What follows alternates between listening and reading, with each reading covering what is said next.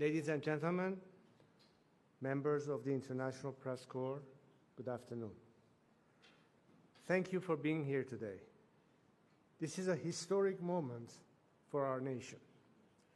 I will begin with a brief message to my compatriots in Iran in Persian, which I will then translate.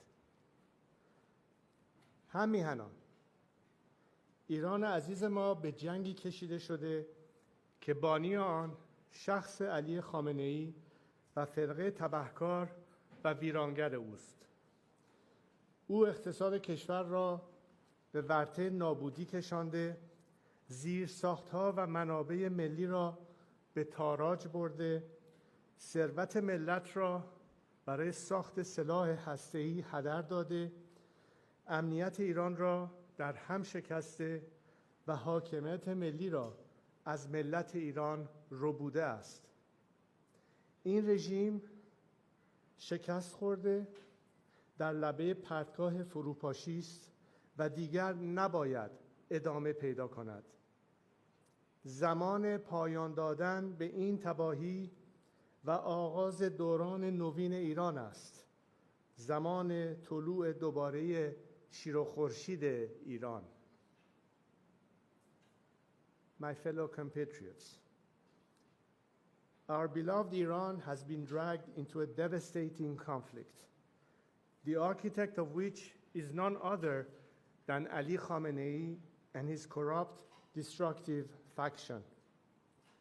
He has driven our nation's economy to the brink of collapse, plundered our national infrastructure and resources, squandered the nation's wealth on developing nuclear weapons, shattered Iran's security, and stolen the sovereignty of the Iranian people. This regime is defeated, teetering on the edge of collapse, and must not be allowed to continue. The time has come to end this ruin and begin a new era for Iran. This is a new dawn for Iran's lion and son. Ladies and gentlemen, over the past few days, I have spoken with people across Iran from every walk of life. An officer in the armed forces, a mother fleeing Tehran, a factory worker from Tabriz, a young woman, activist for the Women Life Freedom Movement. These voices represent a nation embattled but resilient, that is not asking for its freedom, it is fighting for it. From the 1999 student protests to the Green Movement, to the 2017 Dema and 2019 Aban Mah uprisings, thousands of Iranians have given their lives in the fight for Iran's liberation. Today, millions of my brave compatriots continue the fight. One of their stories moved me deeply. In September 2022, Javad Haidari was murdered protesting the Islamic Republic's killing of Mahsa Amini. His sister has continued his fight. She is one of the hundreds of activists the regime has arrested and harassed in recent days. When security forces raided her home, she cried out, "Oh God, where shall we go? Where shall we go to flee from your tyranny?" One by one, her neighbors began to respond to her, "We're not going anywhere. They," meaning the regime, "are the ones who've got to go." These words echo in my heart and should echo in every corridor of power around the world. Today, it is clearer than ever. The Islamic Republic is collapsing. Credible reports indicate that Ali Khamenei's family and the family of senior regime officials are making preparations to flee Iran. The regime is on its last legs in towns and cities across the country. The military is fractured. The people are united. the foundation of this 46-year tyranny are shaking. This is our Berlin Wall moment. But like all moments of great change, it comes fraught with danger. We stand at a crossroads. One road leads to bloodshed and chaos, the other to a peaceful and democratic transition. The difference in these two roads depends on one factor, and one factor alone: whether the current regime in Iran is allowed to survive.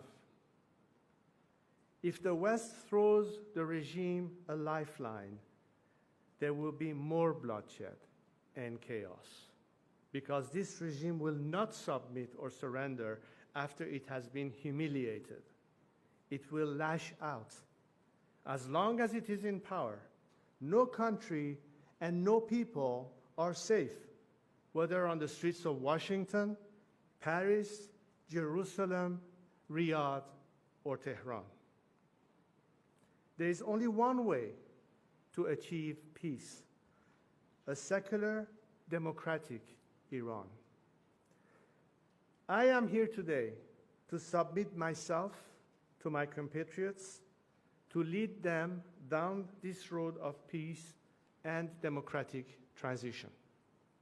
I do not seek political power, but rather to help our great nation navigate through this critical hour towards stability, freedom, and justice.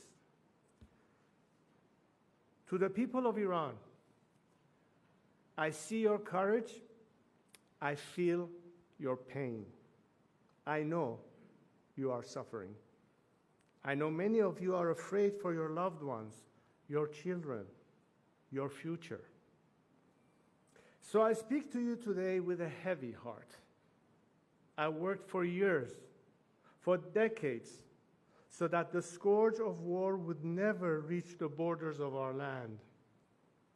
Seeing the images of the people of Tehran forced to flee our beautiful capital, the explosions in Isfahan, the fires along the Persian Gulf, all fill me with pain. But more than pain, I am filled with anger, because this war is the result of the selfishness, hatred, and terror of one man, Ali Khamenei. While he directs this war from the safety of his hidden bunker, he uses our people as human shields. It is time to end the suffering. So today, I have a direct message for Ali Khamenei. Step down, and if you do, you will receive a fair trial and due process of law, which is more than you have ever given any Iranian. To other senior regime officials, those of you whose hands are soiled with the blood of the Iranian people, you too will have to face justice. But we will not repeat the mistakes in other failed transitions. To those of you who are loyal to the Iranian nation and not the Islamic Republic, there is a future for you in a democratic Iran, if you join the people now. The choice is yours to make. I know these officers, these soldiers, these brave men exist because they are reaching out to me and telling me they want to be part of this national salvation. But now, greater coordination is needed.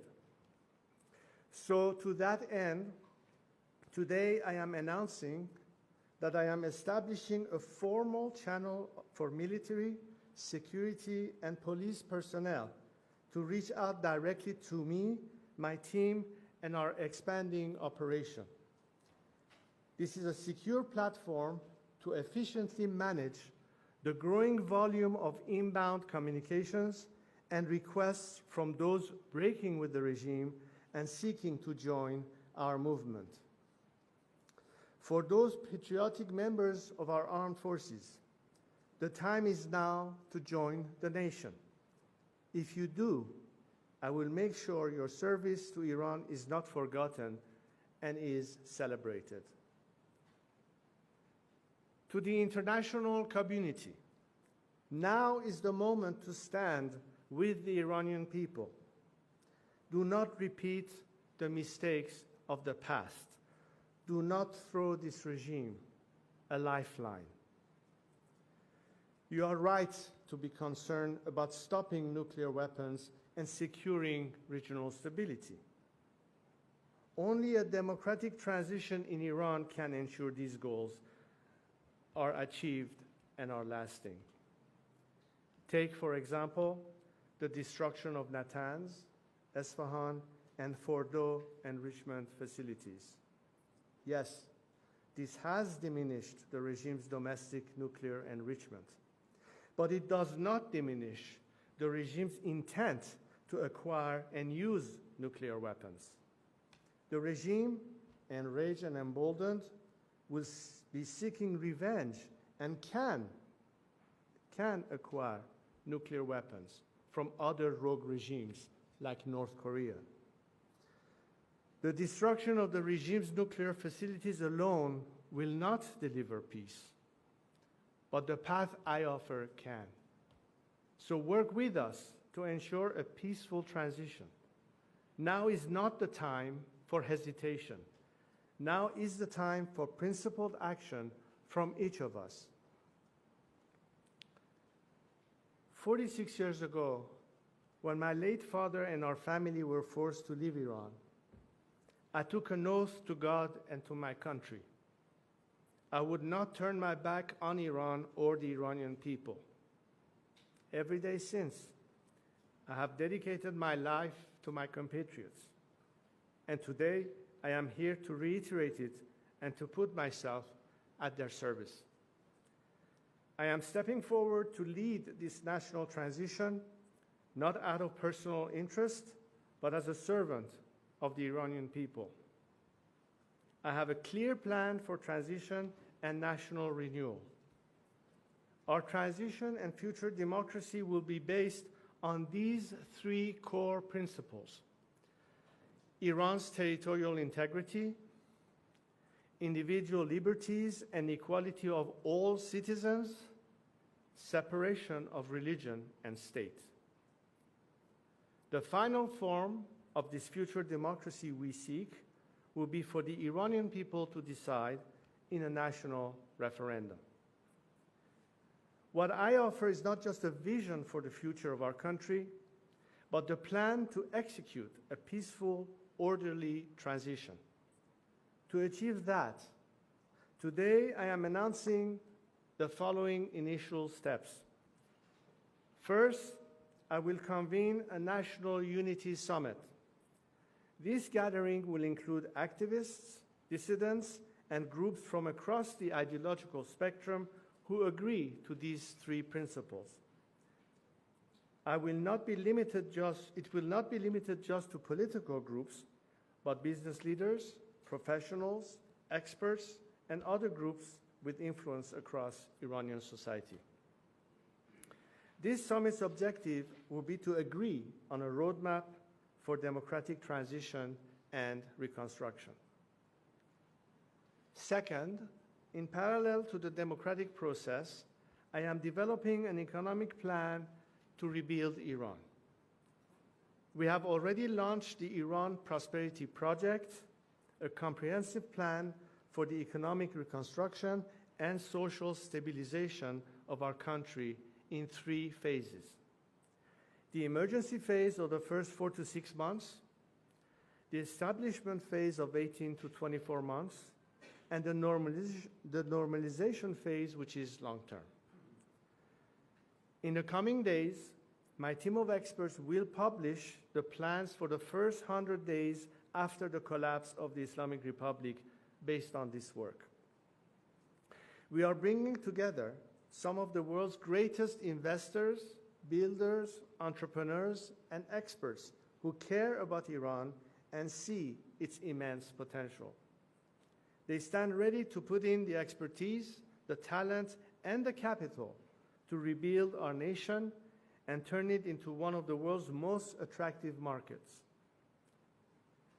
Imagine this new Iran, a free and democratic Iran, living at peace with our neighbors, an engine of growth and opportunity in the region, a beacon of culture, innovation, and pride in the world.